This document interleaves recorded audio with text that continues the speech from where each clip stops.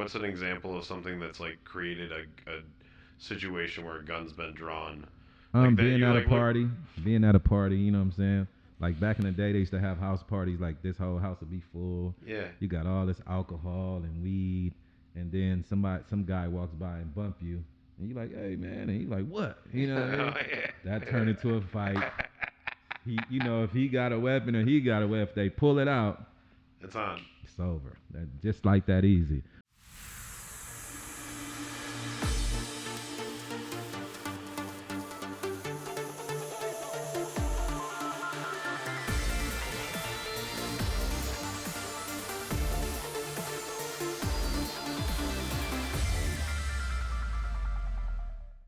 Today's podcast is brought to you by one of the absolute best real estate agents in the Cleveland market, Tom Sugar with Howard Hanna Real Estate.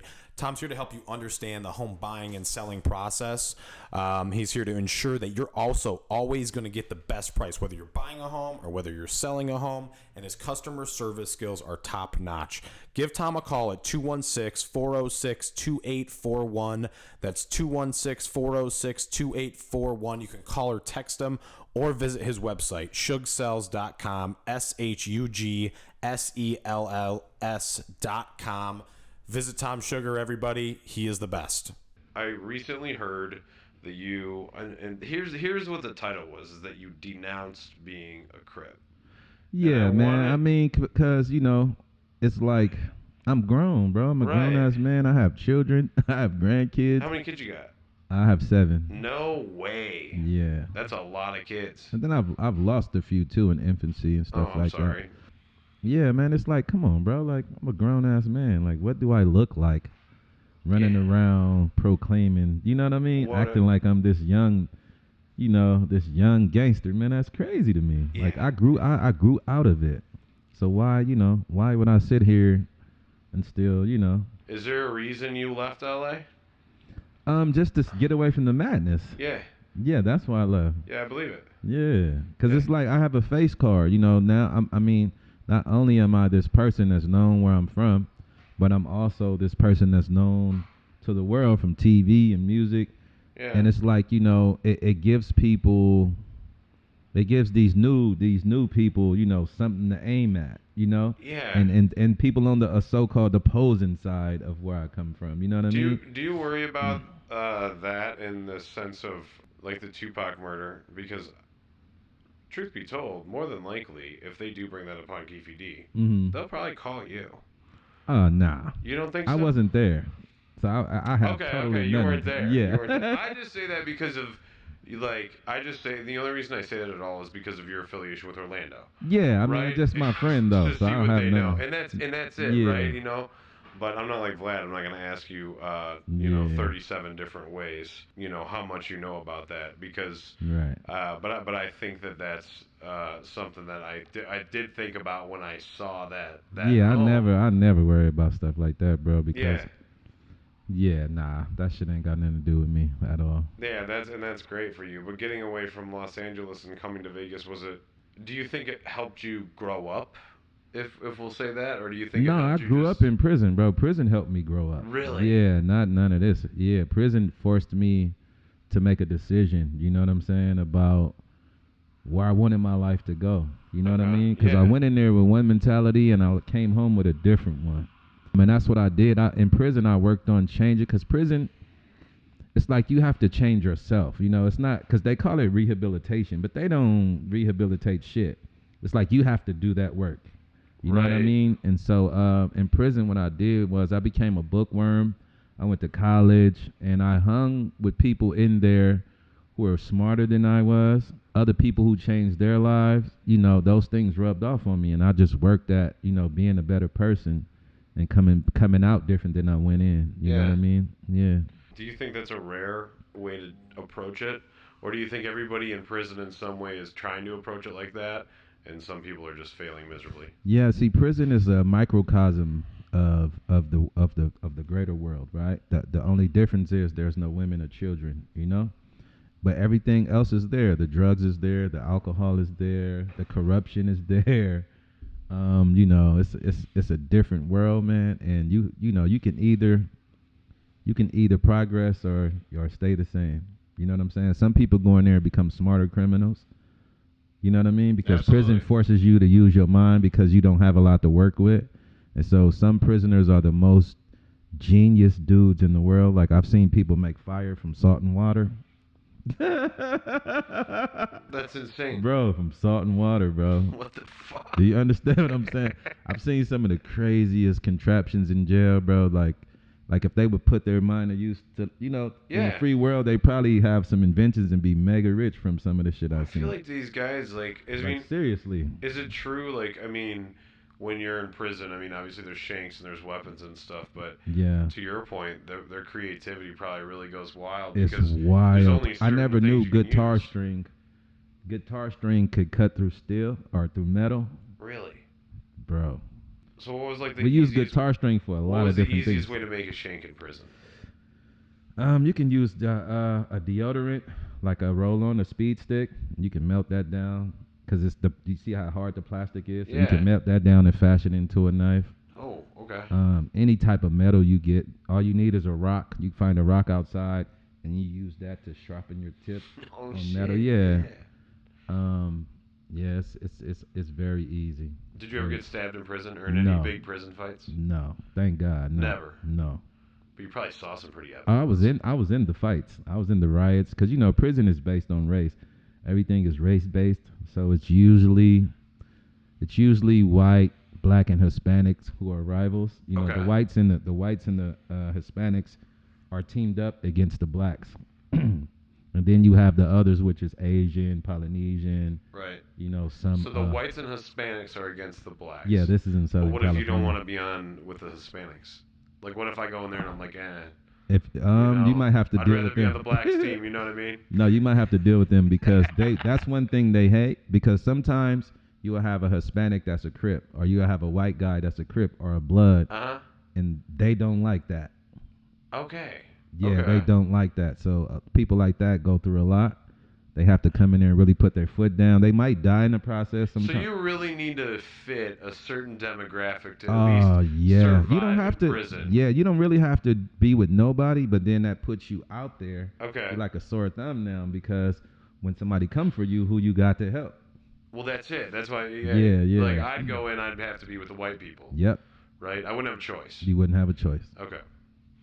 Well. Not in California, or you can go to PC. That's your choice. To go to protective custody. That's the only choice you got. I feel like I drive myself crazy in protective custody. Yeah, I don't know. Did you ever do protective custody? No, sir. Never. No. Just Gen Pop. Gen Pop the whole way. Yeah, so I don't think I think that's I just think it's crazy to have to deal with that. And when people would come to prison, did everybody check on who this person was, what they're here for? Oh yeah. Like it's certain places that you go. See, like you have different levels in California. You have level 4, level 3, level 2, level 1. Level 4 is the most strict. That's when they want to see your paper. Like when you come there, they want to see your paperwork. Slide your paperwork around so we can see. You know what I'm saying? Whether you snitched on somebody, whether you're a pedophile or things like that, because that'll get you killed. Okay. So yeah, and then the further you go down, once you come down to 3 and 2, it's kind of loose. It's more loose. You know what I'm saying? Because level 4 is so strict because everything is about respect. So you got to know who you're around because you can die when these riots happen. You know what I'm saying? Like, yeah, it's very serious. Yeah. Was a prison riot scarier than like a shootout in the neighborhood? Nah, not to me. Not to you. Nah. But did shootouts that become normal to you? As hell, huh? Did shootouts become normal to you as far as bro, dealing with them? I've seen enough, bro, and when you see that muzzle flashing and it's aimed at you, like, and you don't know if it's gonna, you know what I mean? Like that shit right there. I don't think nothing beats that. Like because when you turn around, you're like, your bro. Split second is I hope I'm fast talking about enough. multiple, just. You know what I mean? Like, gosh. yeah, like shit like that. So, yeah. How many times do you think you've been shot at in your life? Oh, I can't even count how many times I've been shot. I've heard bullets whistle past my ear. I've heard that a lot. I heard that a lot in my life coming up. Were funerals dangerous when you were growing up? Nah. I mean, I never seen that. I know it happened a few times. But usually LA people respect the funerals. You know what I'm saying? Your whatever rivals or whatever, they don't really mess around with that type of thing. Right. It's like once that's done, it's done. Yeah, once that's done, it's done. You're growing up in Compton. You're around gangs. You're around violence. You're around struggle. You're just trying to survive. Yeah. Is it from a mental health standpoint? Where are you sitting? Because I really gotta be curious as to like what kind of depression you may have been dealing with that you maybe didn't even realize at the time because of everything going on around you. I mean, I still want therapy, bro. Like, cause I know that shit is not normal. When I was in prison, I think on my 7th year, I believe like Social Security came there and they told us, and cause when like people like that come there, they'll take us into the kitchen. The kitchen is like the largest place where a lot of inmates can fit. So they took us in the kitchen. Social Security came and they said if you did over 5 years in here, you automatically qualify for SSI.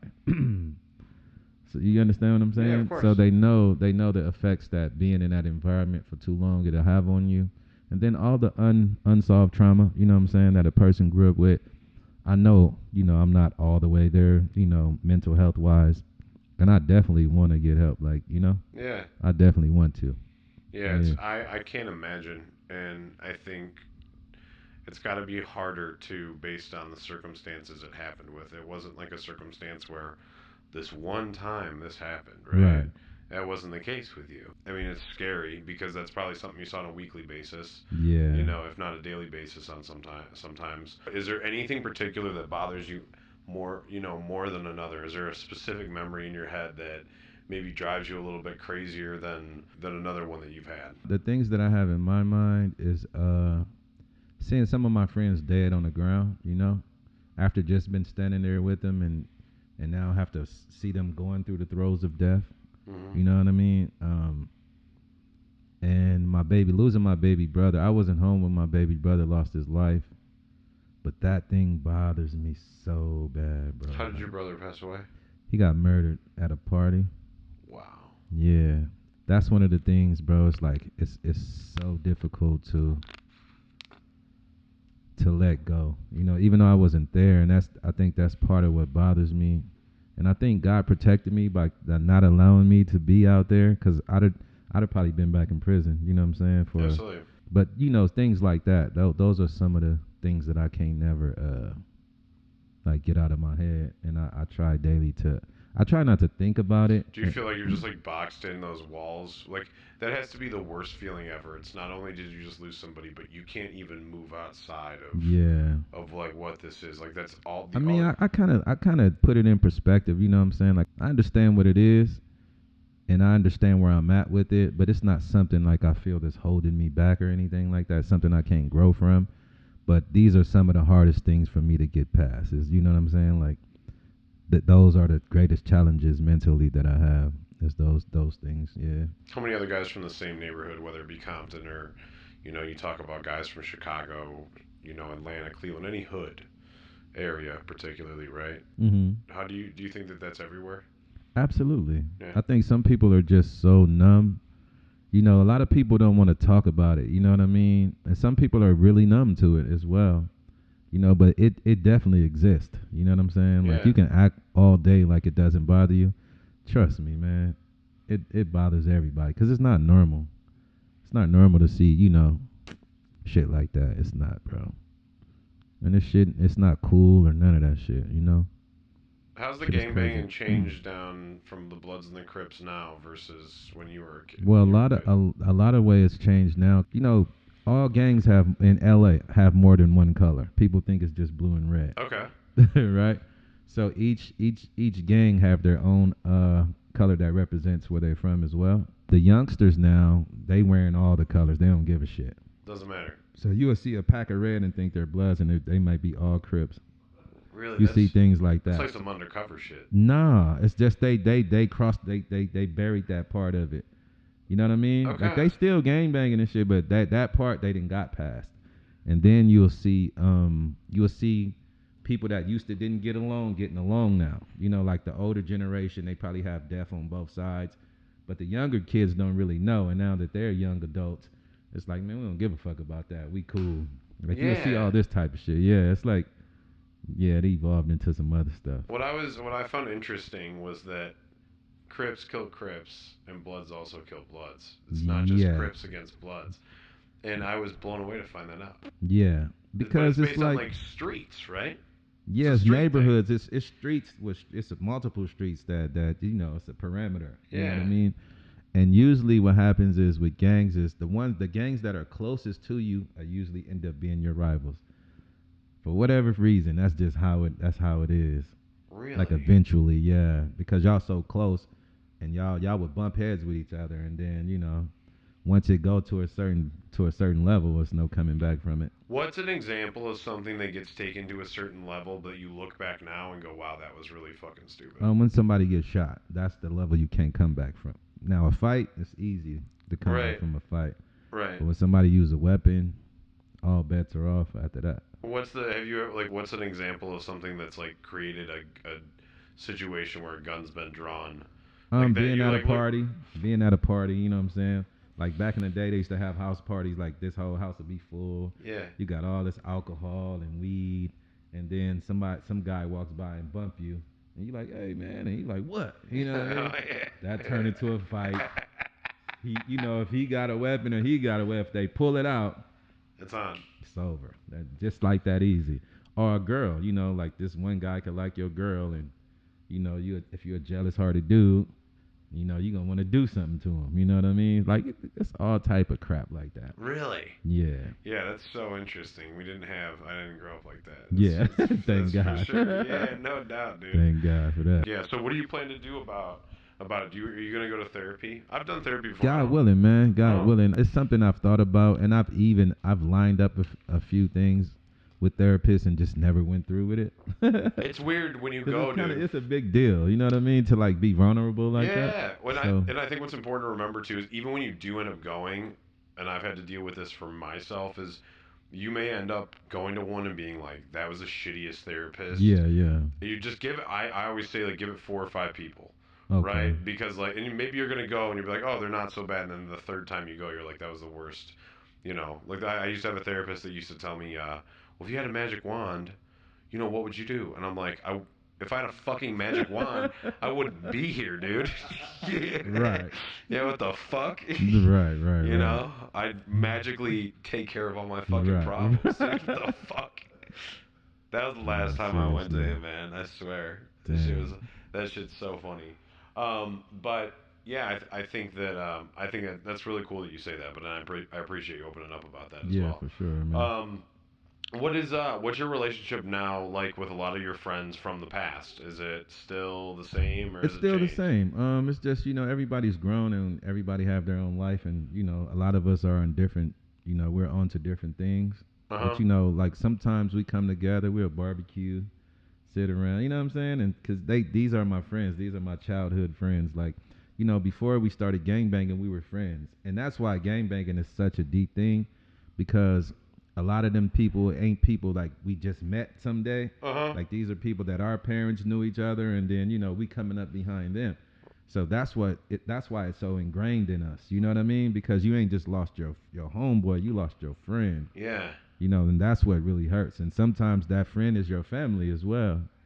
You know what I mean? Yeah. So that's why gangbanging became such a big deal. And people just think, oh no, these guys are crazy and they out here like tripping on colors and shit. No, you killed my cousin. Yeah, it's a different So story. yeah, that shit is deep. Yeah. Yeah, it's not just because of nothing. Exactly. Yeah, if there's something like that going on, obviously that's going to be a totally different story.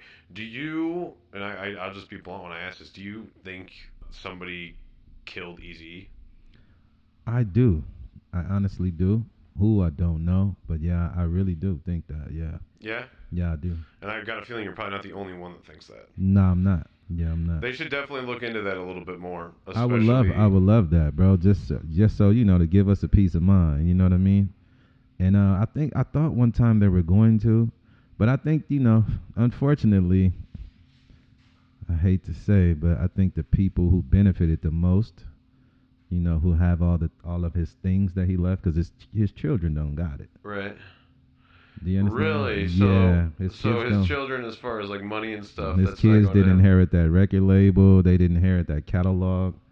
They didn't inherit nothing, bro. So whoever benefited is probably the people, that's most guilty. Yeah, who owns the rights to his I music? don't know. They don't have it. That's what I know. I don't know who does, but I know they don't have it. The How people who rightly should don't have it. how many people do you think? How many songs do you think are in his book? How many what? How many songs? How many songs? Yeah, do you think that they have like the people like as far as unreleased music from Eazy-E? Bro, I mean, not unreleased. I'm not sure about unreleased because you got to understand. You thinking from 1987 on upward, and then you got to think about all the different groups that they put up.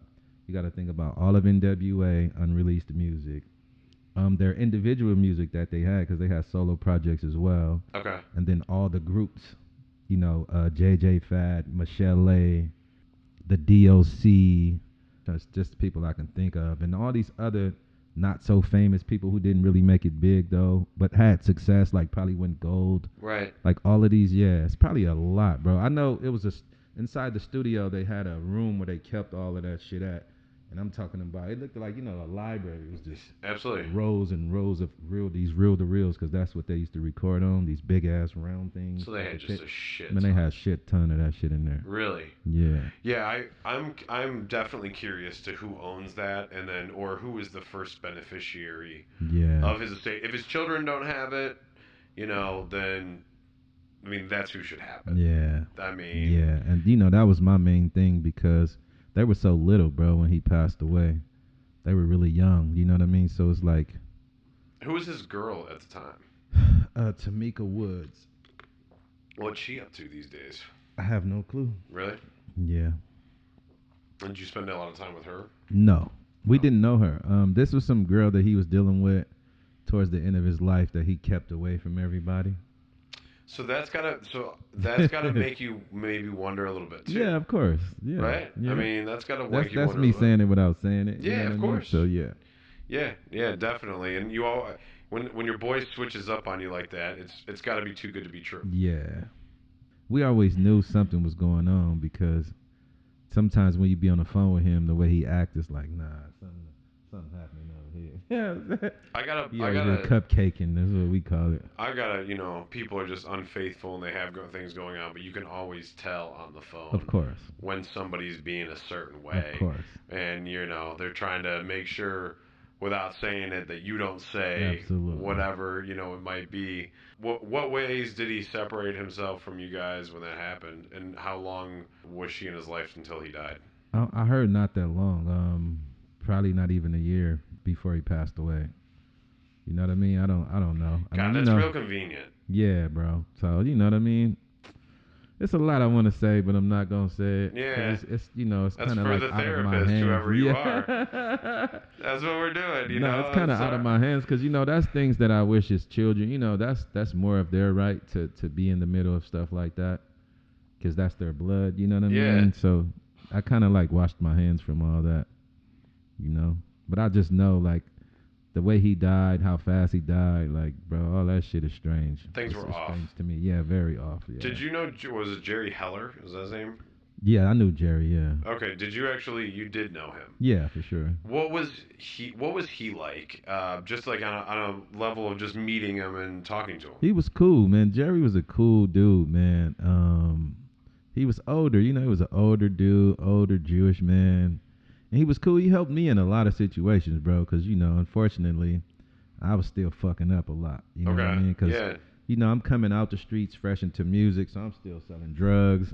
I'm getting caught with pistols. You know what I'm saying? So Jerry getting me belt out. And because his brother was a judge as well, so he had, like, a lot of pull.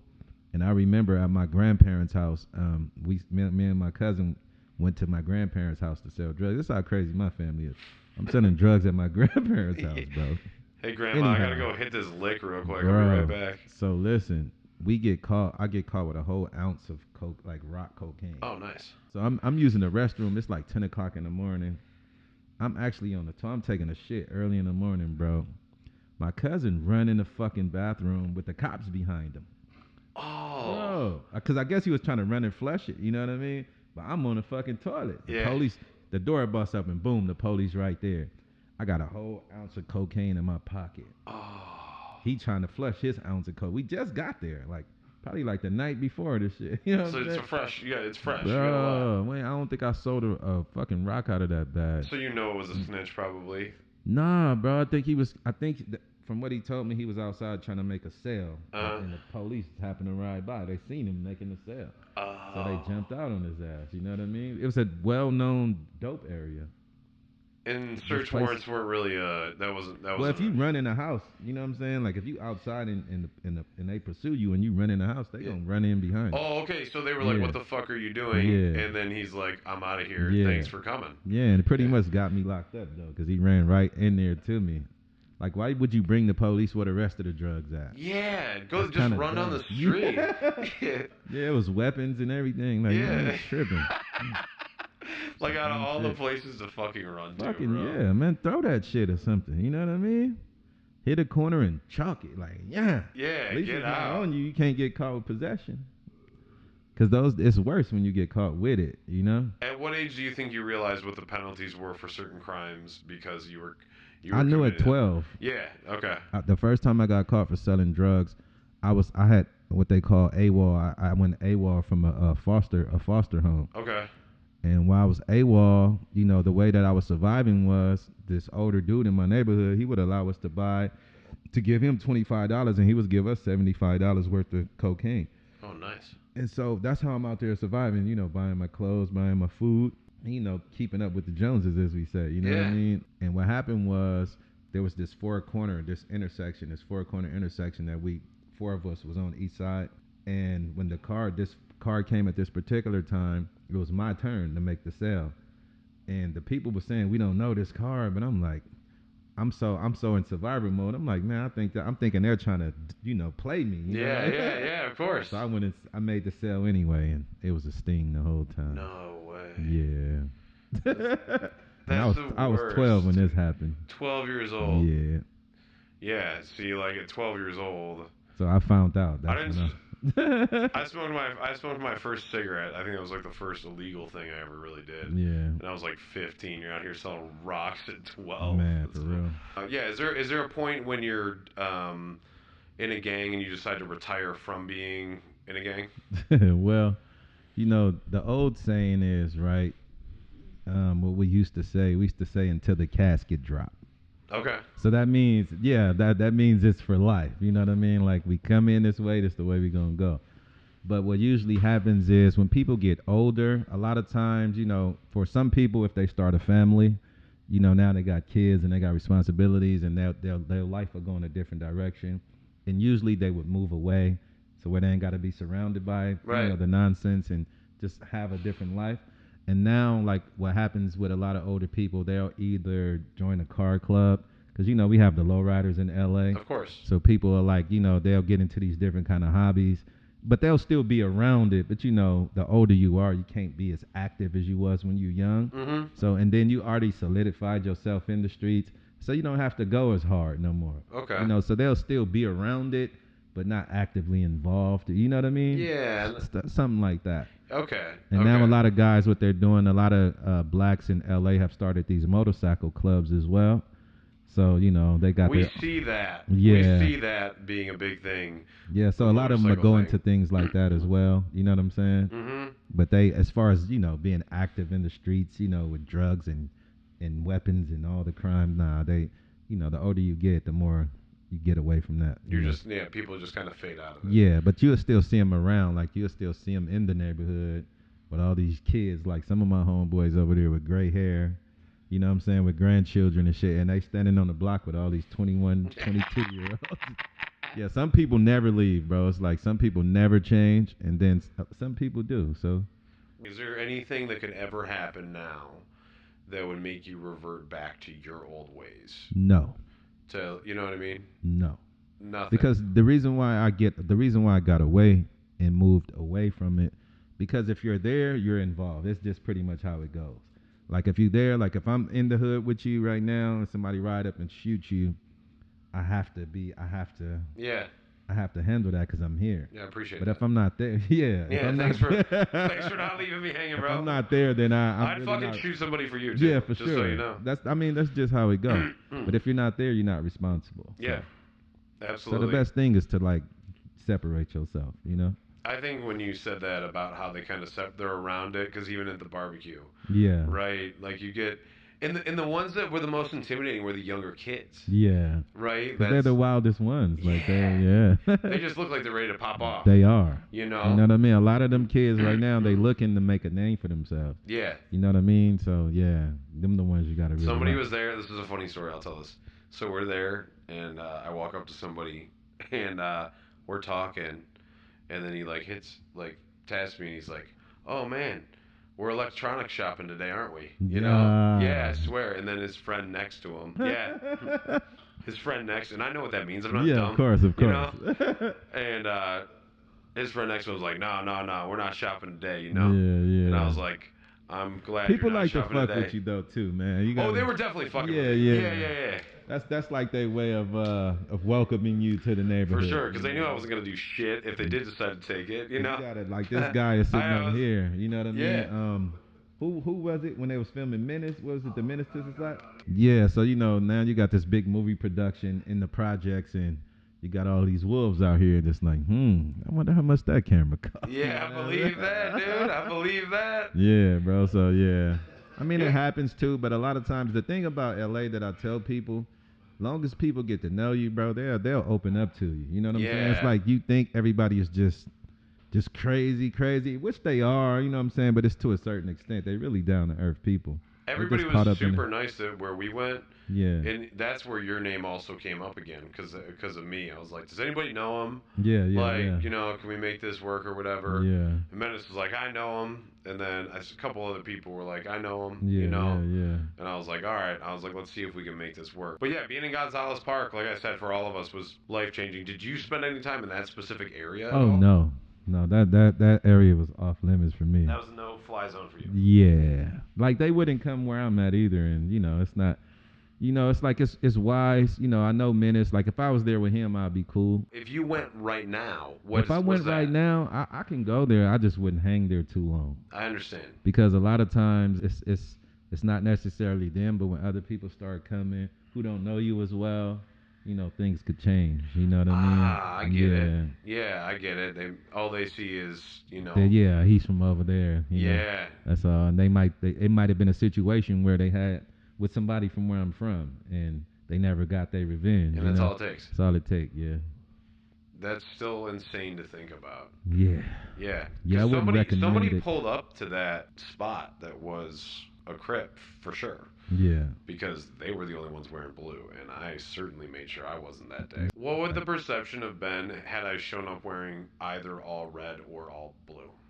I think you'd have been okay, man. Yeah, not in like you know whatever, like a ha kind of way. They would have been probably trying to clown you or something. I believe it. I didn't do it. You know what I mean? But they wouldn't. I didn't do it on purpose. Yeah, you know? yeah. I thought about it. I was like, I'd rather just never find out what happens. Yeah, nah. You was there with the right person. You'd have been all right. Yeah, and is that what it's really all about? That's really what it's all about. Okay. The person got to have enough respect in that space to where people know they know better. What is Menace's street cred? I'd like to hear this. We would say he's a real one, and a real one means somebody that he already stamped himself and he's respected, so you ain't got nothing to worry about. And that's what it is. It is what it is. And that's a younger generation than you. Yeah, for sure. Menace is. Well, how old is Menace? I think. You know, there's conflicting stories on this. No. Yeah. I don't know. I'm 48, so. I don't know. I've seen. I think the internet says 36. Yeah. So yeah, he's a few generations. Somebody somewhere else. I think it's at 42. Okay. And then every time I see him, I always forget to ask. Yeah. I mean, he literally just stayed with us for like 72 hours straight, and I completely forgot to ask him how old he was. Yeah. What do you think can be done to shed more light on Eazy-E's death? I believe that they should probably do a film on him. Yeah. Specifically him, like where he come from, and just like get into his story, like just his story, pretty much. You know what I mean? Because he has a great story, bro. Like his humble beginnings and things like that. And then you got to think of like now that you've been to Gonzales Park and you see the people that was there. Can you imagine somebody there thinking of owning a record label? Like just think if this was the '80s, right? Can you imagine somebody thinking that outside the box? You know what I mean? Like I couldn't either. You can see when you're there how the survival mode is still present. Absolutely. You know, Right. and we were there, and we had a really good time. On the way out of there, Yeah. Mark was driving, and he stopped to do something on his phone, like in the middle of the street, you know. Yeah. And I was like, go, go, go, go, Yeah. go, go, go. He's like, what? Why? I was like, I don't think you understand. You can't Yeah. just pull up on someone's house and stop. No, you really. That's. And I was like, we just had a great time, and I totally get it, but you have to respect what it is. Still. Yeah, for sure. See, the thing about that is like when you go into those areas, you don't know if something transpired like an hour before you guys got there. Do you understand what I'm saying? Like if somebody would have came by and shot at that park, and now y'all happen to be there. You know what I mean? Like that's the danger about it. You know what I'm saying? Like so, yeah. It's tricky, man, down there. Is the like as far as a gang, like a shooting and stuff? Do they happen in the sense of like people just sitting at the park hanging out like that, and then someone drives by? And it definitely could because their rivals, their main rivals today are really they surrounded by all the people they don't get along with. And I don't know if you've seen that street, Rosecrans. Did you see? Yeah. Well, right across the street from them is their rivals. Is literally so the stores on that side is where their rivals go to the store, the gas station, and then they right across the street. So I mean, if they happen to see, you know, all they do is got to see somebody, and it can happen like that, you know. Where was the car wash Baby Lane was killed at? It's by Compton High School on Alondra. Okay. Yeah. Okay. Because I was kind of looking when we were driving around for that or whatever. Yeah, that was like sheesh. Rosecrans and Alondra, yeah, y'all was a few blocks away. Yeah. Yeah. What year did he die? What year did he get killed? I believe it was 98, if I'm not mistaken. But it wasn't on some. It had nothing to do with Tupac's death. No. From you know the story that I received, there was somebody that owed him some money. He happened to be riding by. He see a dude that he, you know, I guess he gave him some work. Yeah. And he never got paid. And so driving by, he see him at the gas station. They say bust a U-turn. He get out, an argument ensues. And at some point, weapons were drawn and shots was fired. 2 people ended up on the ground. And from what I heard is like when he was driving off, one of the dudes who was shot got a shot off. And the bullet came through the back window, through his seat, hit him in the shoulder. Ooh. Some crazy shit like that. It was one bullet that killed him. One bullet. Yeah. Was there any retaliation when he got home because of the Tupac situation? Oh, for sure. Okay. Yeah, because Suge them is from a Pyro gang. Baby Lane them is from a Crip gang. And that war, like between them, they already had a feud before. It had nothing to do with music. It was street shit. You know what I mean? So that made it even a little bit worse. You know what I mean? And then you got Suge. Suge is a rich dude at this point, and you know you can make a lot of things happen when you got a lot of money. So yeah, it was a lot of things happen as a result of that. Yeah. Really? Yeah, I think that was probably a scary time to even be around him. Yeah, I mean, you know, it was normal for us. Like, it wasn't nothing. You know, we was. It was what it was. That was just another day. Yeah, just another day in the neighborhood. This is another day for you guys. Yeah. So I appreciate you talking about that stuff and then opening up about how mentally like that. It just doesn't sit with you. Nah, bro. Like I wish none of it ever happened. To be honest with you, you know, like I mean, come on, man. What was it? It wasn't worth anything. Like, you know, it's like people lost their lives pretty much over nothing, and that's the saddest part about it. You know what I mean? Here it is, one of the greatest rappers of all time, just being with the wrong people at the wrong time, bro. And for whatever reason, he felt like, from what I heard about Tupac, they say he was loyal to a fault. So like if he's with you and you have a problem with somebody, he's gonna be in the mix of it. You know what I mean? And it's just unfortunately that the people that they had the issue with was just as crazy as they were. You know how that go. Yeah, it's just sad. It's sad, man, to look back on it. You know, when I was younger, I had a different way of feeling about it.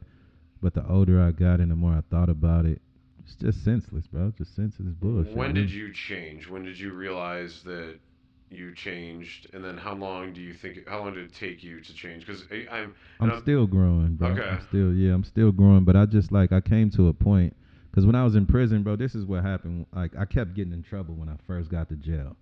I always ended up in the hole. Like, every other month, I was in the hole for some bullshit. And I was like, I got, it's important when you have a date, when you go to prison and you have a release date. Yeah. Because a lot of people don't, you know what I mean? So it's like you want to try to make that, So after about a year of getting in trouble, I had came to the yard. You come out your building and you see, because every prison is like territorial as well, so everybody have their space on the yard. Okay. So I come outside and I just look and see what everybody's doing, and you can see all the BS, right? And so I'm like, yo, like I gotta really be here for like 9 more years dealing with all these fucking people, So I'm looking on the yard and I'm just trying to I'm gauging what everybody's doing. You see people gambling, you see people drinking wine, smoking weed, people working out. And then when I looked over and I saw the Muslims, they were all smiling. They got books open and they just had a different spirit, you know what I mean? And so what I did was I started going around them, working out with them. Yeah. And I'll question them and ask them different things. That was like the beginning for me, you know what I mean? And so over time, it was just me fighting against that mentality. It was kind of difficult at first because I come from somewhere from the street. And if I see, especially if I knew you from the streets and then you have a situation, it's going to be hard for me not to get involved. Do you understand what I'm saying? Do you think you'd be dead if you continued down that path? Absolutely. Yeah. Yeah, if I never went to prison, for sure. Yeah, for sure. Yeah. Yeah, that's sad. Yeah. Yeah. I'm glad that you didn't do, you did do that and you found God. And you just went out, you did your thing, you did your time, but you really did change. Yeah. Because there's a lot of people in there that spend even more than 10 years in jail and they don't change at all. Absolutely. Right? We'll start wrapping up, but I really want to know what you have going on now and then what you'd love everybody to know about. Yeah, what you got going on now, things you're looking forward to. Right now I have a podcast called the Hub and Dub Next Level Podcast. That's something that I've been doing since January with my good friend here, Redman, and my other friend eBay. And I still do music, you know what I mean? So I'm finna begin working on a new album. And I do it for fun, bro. I've been rapping since it was a hobby, so yeah, it's something that's gonna always be a part of me. So I do music all the time. And I'm also trying to do some independent filming and things like that. Good. Yeah. Good. Then I have another podcast as well that I trademarked where it's just me. But it has a big production. You should talk about your theories on Eazy's death on your podcast. On my podcast? Yeah, I have actually. Yeah, that's good. Yeah, that's good. Yeah, that's something I have that we haven't put out yet, but I have spoke on it. Yeah. Yeah, absolutely. I would really love to hear that of you just going crazy in depth about the whole thing. Yeah. Because I could sit here with you all night. Well, I got a song, bro. I got a song I released in 2011. I dropped an album called Eazy-E's Protege. I spoke a lot about that situation on a song. Did you? Yeah. I'll have to listen to it. Yeah, for sure. I probably haven't listened to that one. I've listened to Real Motherfucking G's like 100 times on fucking. Yeah, it's crazy too how that song, man. Like I keep seeing so much about that on the internet right now. Yeah. Yeah, it's like the little kids, like the younger generation of kids who are just now hearing it, bro. They keeping that shit going, bro. Like that'll live on. So crazy. That'll live on forever. Yeah. That'll live on. Remember forever. How you was talking about it? He takes that one thing. I was just in the Museum of Natural History. There was a thing about Eazy-E. Oh, really? I'm like 99% sure. Hold on. Oh, that's awesome. Yeah, I definitely got to go there. National Museum of African American Culture. That's where it was. And he's in there. They got. Oh wow, that's the picture. I think this when they first went to London. I think back in '88 or '89. Yeah. Yeah, that's crazy. That's dope, man. Yeah, they have all kinds of stuff there. That guy is like my hero, man. I'm not gonna lie because that he took a chance. He took a chance on me. You know what I mean? Like I've been rapping since I was 12 years old. And this guy give me a shot like that, and my life ain't never been the same. And since it's that fucking song. Eazy-E. And it's fucking Eazy-E out of all people. Yeah, out of all the people. It's not like this, like, oh, he was pretty well known, but it's fucking Eazy-E. Right. I can't tell you how much I appreciate you coming on the podcast, your time to meet you, talking about all the different things. Right. I know we bounced around a lot, but I really appreciate it. And thank you for having me. You'll definitely be back on one of these days. For sure. Likewise, you got to come on mine as well. Just let me know, man. I'm down to chop it up for sure. For sure. I'm down to throw out some conspiracy theories on this all day. I'll start the shit on this one. For sure, bro. All right, thank you're looking you, out. No doubt, dude. Thank you. Oh, no, I didn't ask my question. I'm an idiot. I'm too excited. On a scale of 1 to 10, how happy would you rate yourself, or would you consider yourself to be? And if you're not a 10, what do you think you can do to get yourself closer to a 10? I would say I'm about a 7. The thing that that what I feel can get me to 10 would be just being closer to God. You know what I'm saying? Like, I don't think nothing to me, nothing else in this world really matter. You know what I'm saying? Like, there's a saying of Prophet Muhammad. He said this world compared to the next life is like dipping your finger in the ocean, and whatever water is on your hand is like the life of this world, and the rest of the ocean is how the next world is. So it's things like that, you know what I'm saying, that gives me a different perspective on what life really is and what it really means. And I think, for a lot of people, these material things, in this family, it could be anything that you attach yourself to. At the end of the day, your eternity to me means more than all of this, because you never coming back. Like, you know what I mean? Yeah. So to me, that's way more important than everything else. And if I can just, get myself in a space that I believe I should be in, I think I'd be a lot more happy. Yeah. Yeah. Yeah. I appreciate the honesty. For sure. Yeah, and I hope you get there too. And whatever we can do to help support you on that too, let us Man, know. thank you. I appreciate it. Because I think it's always notable, especially coming from the situation you come from. Right. You could have been a lot of things. Oh, for and sure. this probably wasn't on percentage and statistically wise Yeah, where you were definitely. supposed to end up. So I couldn't have told you in a million years that I'll still be right here. right. Yeah. Well, thank you again, and we're good. Thank Sure. God for Thank you, Liv. I would have forgot to ask my question. Thank you, bro.